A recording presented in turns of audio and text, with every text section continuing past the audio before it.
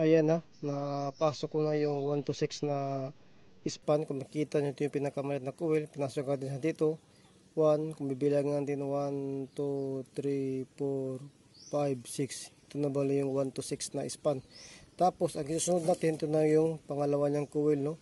Ito yung 1 to 8. Bali, dito natin dito papasok sa katabi niya. 1, 2, 3, 4, 5, 6, 7, 8. Bali, dito na bali yun yung 1 to 8 niya. Ito at saka dito. Lalamunin itong maliit na coil.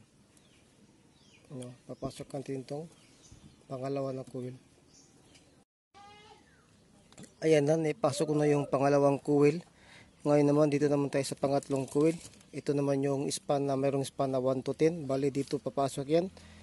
1, 2, 3, 4, 5, 6, 7, 8, 9, 10. Dito sa yundal itong coil na to. Itong dalawang na to, dito bali yan.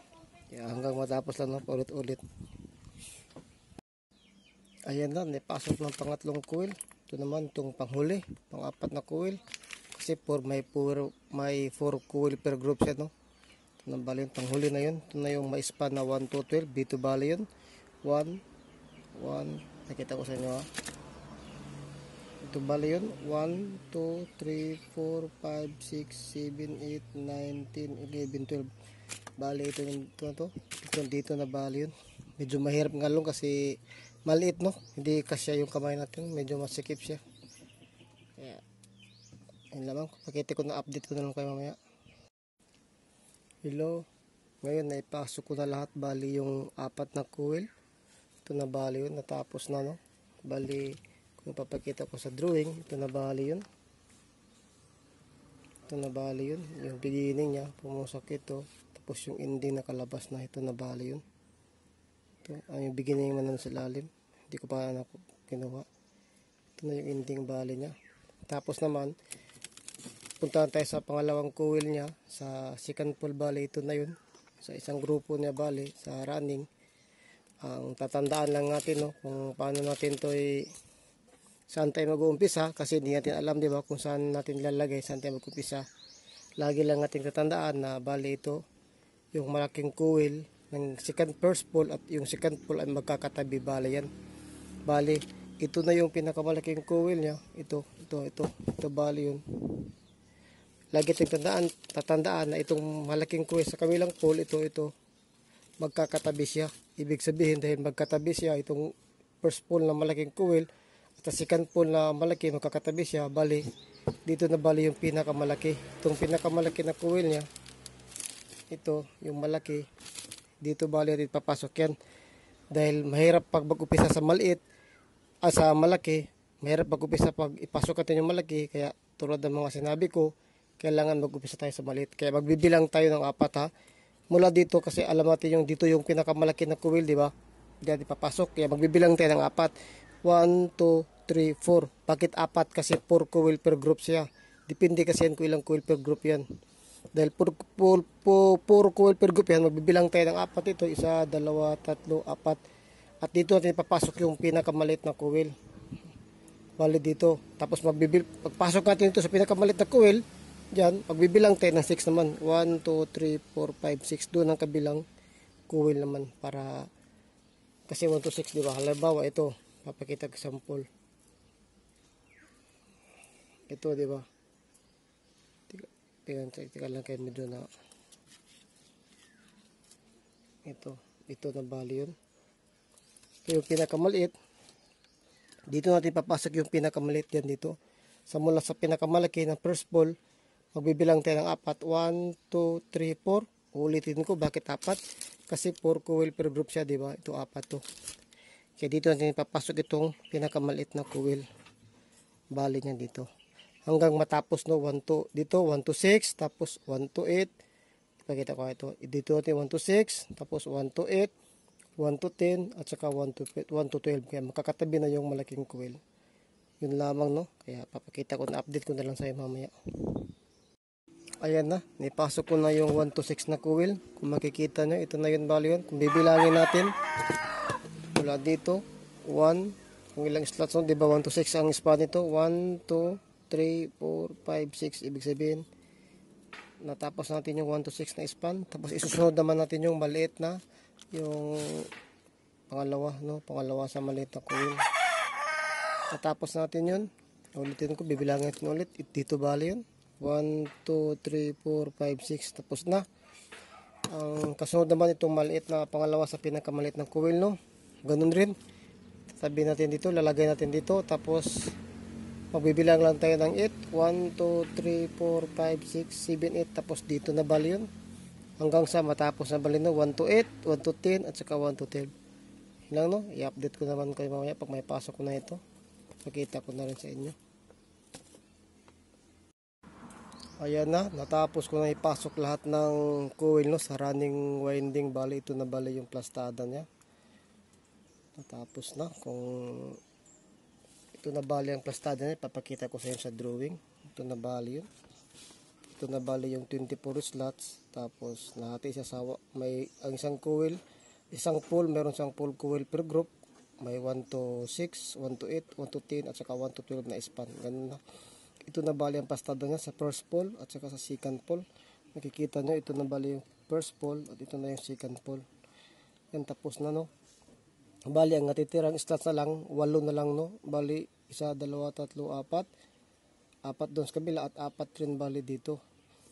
Tapos, saan natin papasok yung starting winding.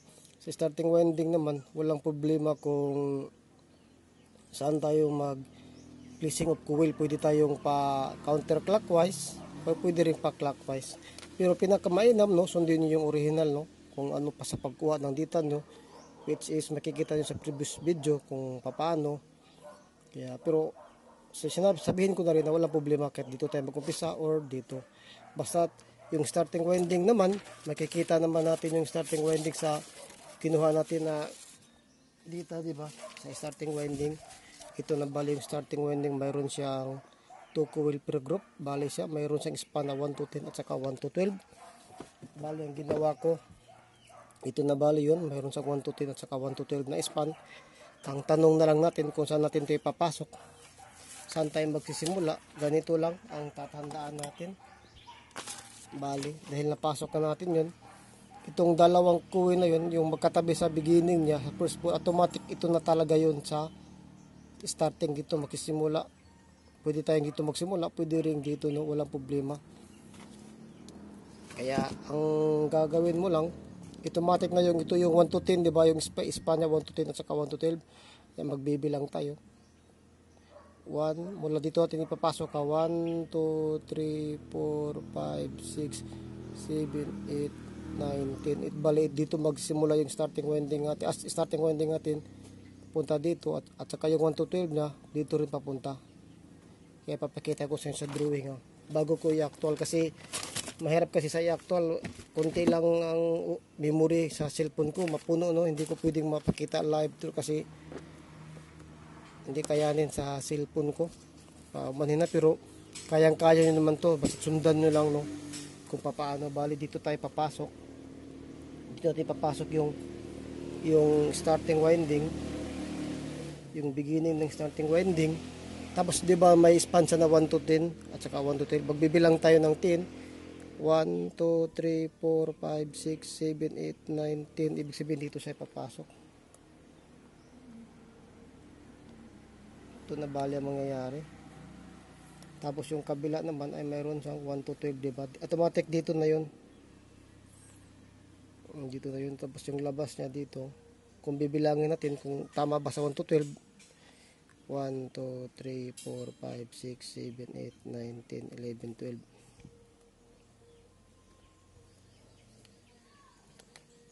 Tapos ito naman yung ending ng starting winding. Ganito lang bali ang nangyayari niyan. At yung natira namang 4 na slots, itong bakante na to, 1, 2, 3, 4, ito na bali yun. Kung bibilangin natin, papunta tayo dito, ha. 10, no? 1, 2, 3, 4, 5, 6, 7, 8, 9, 10. Tama siya. Pumasok siya sa walang laman, no? Bakante na slots. Tapos yung 1 to 12 naman, magbibilang tayo dito. Ito yung bakante. 1, 2, 3, 4, 5, 6, 7, 8, 9, 10, 11, 12. Dito rin naman nakakatabi. Kaya ganun lang pa rin siya, no? Parang inulit lang natin yung running winding, di ba? Pero iba na yung coil per group. Ganun lamang sa pagkabit ng starting winding, lagi tinataan na yung malaking coil magkakatabi palagi yan. Halimbawa, ito na yung 1 to 12 ng starting winding, di ba? Yung malaki naman dito natin magkatabi sila. Kaya ipapasok ko muna to. Medyo mahirap talaga ipasok. Aabutan ako ng siguro 15 minutes isang coil, no, kasi masikip, hindi kasi yung kamay ko dito. Kaya pinakatip ko nung mas